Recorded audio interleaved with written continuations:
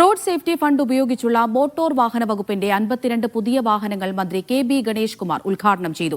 പുതിയ വാഹനങ്ങൾക്ക് പുറമെ ബൈക്കുകൾ കൂടി പുറത്തിറക്കുമെന്ന് മന്ത്രി മീഡിയ വണ്ണിനോട് പറഞ്ഞു. 52 പുത്തൻ വാഹനങ്ങളാണ് ഇന്നു മുതൽ നമ്മളെ കാക്കാൻ നിരത്തുകളിൽ ഇറങ്ങാൻ പോകുന്നത്. നിരത്തുകളിൽ MVD കൈ കാണിക്കുന്നത് കൂടും. നിയമം ലംഘിച്ചാൽ ഉടനടിയാകും നടപടി. സുരക്ഷ ഉറപ്പാക്കുന്നതിന് 52 പുതിയ വാഹനങ്ങളാണ് മോട്ടോർ വാഹന വകുപ്പ് പുറത്തിറക്കിയിരിക്കുന്നത്. കേരള റോഡ് സേഫ്റ്റി അതോറിറ്റിയുടെ ഫണ്ട് ഉപയോഗിച്ചാണ് ഈ പുത്തൻ ബൊലേറോ വാഹനങ്ങൾ പുറത്തിറങ്ങുന്നത്.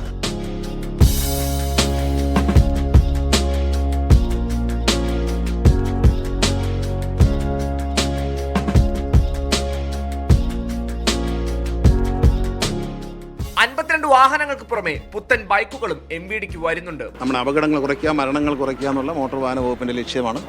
അത് സർക്കാരിന്റെ ഒരു പദ്ധതിയാണ്. ഇത് റോഡ് സേഫ്റ്റിക്ക് വേണ്ടി നമ്മൾ ഇറക്കിയ വണ്ടികളാണ്. നല്ല വണ്ടികളാണ്.